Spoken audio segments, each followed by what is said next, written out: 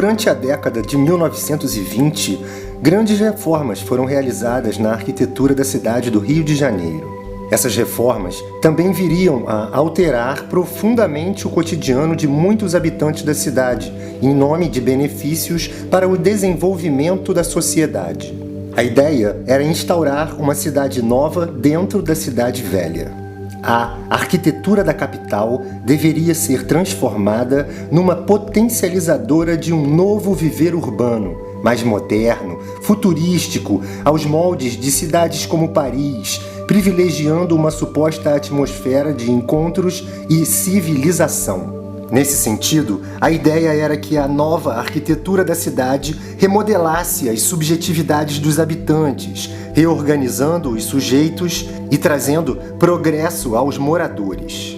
Concomitantemente às obras que ocorriam ao longo de muitos anos, a cidade foi marcada pela implementação de ações governamentais em nome da segurança e da educação dos valores cariocas.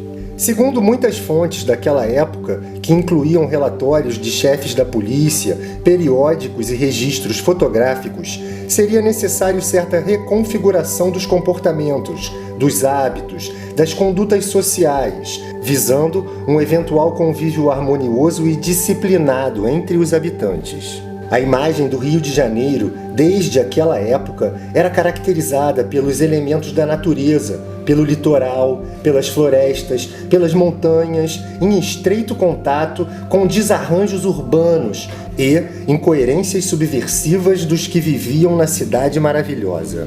Modernas e arejadas avenidas, bem como largos e inúmeras praças, faziam fronteiras com vielas escuras e becos centenários, estreitos e muitas vezes sem saída. Nesse ambiente, repleto de contrastes, prostituição, jogos de azar como o jogo do bicho, comércio de drogas ilícitas, uso abusivo de bebidas alcoólicas e a contravenção ocupavam lugar de destaque.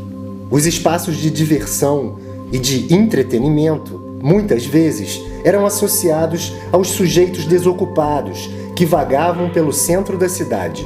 Além de adultos desocupados, desde aquela época, os arredores do centro do Rio, como o Teatro Municipal, a Biblioteca Nacional, a Avenida Rio Branco e a Escola Nacional de Belas Artes, eram frequentadas por crianças maltrapilhas e delinquentes infanto-juvenis, responsáveis por conflitos entre pequenos grupos e furtos. A fim de mitigar tal situação, as políticas governamentais daquela época investiram no aparato policial e, assim, a Polícia Militar criou a chamada Polícia de Costumes, cujas ações eram amparadas em padrões e condutas morais determinadas, incidindo sobre os que praticavam atividades ilícitas. O governo se incomodava com a quantidade de indivíduos ociosos e desocupados que frequentavam as principais ruas da cidade. As ações policiais envolviam afastar a delinquência indesejada para longe do centro da cidade, isto é, para as regiões periféricas. Jornais e tabloides sensacionalistas também exploravam certo pessimismo quanto à capacidade de o governo controlar tal situação. A polícia de costumes observava e buscava os jovens que não estavam na escola, recolhendo crianças nas ruas. Dentre elas, muitos órfãos, desocupados e delinquentes, em ações preventivas de caráter supostamente pedagógico. Assim como a polícia, a escola e sua arquitetura agiam juntas para controlar o comportamento dos habitantes e incutir novos hábitos. Dessa forma, foram criados novos espaços educacionais para abrigar e educar aquelas crianças que frequentavam os espaços públicos e habitavam cortiços, os morros e alguns casebres. A ideia era controlar os corpos.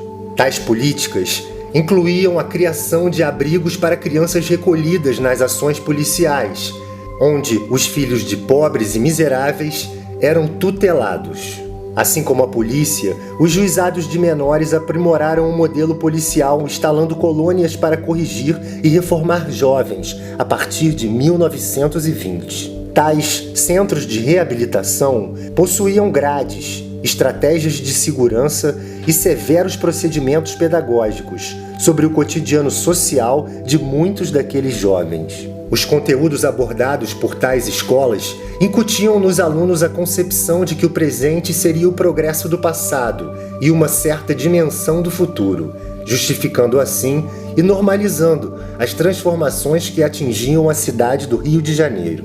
Os anos de 1920 foram marcados pelo fortalecimento da certeza de que era necessário organizar, disciplinar e harmonizar o cotidiano social. Afinal, era nas cidades onde morava o perigo das multidões.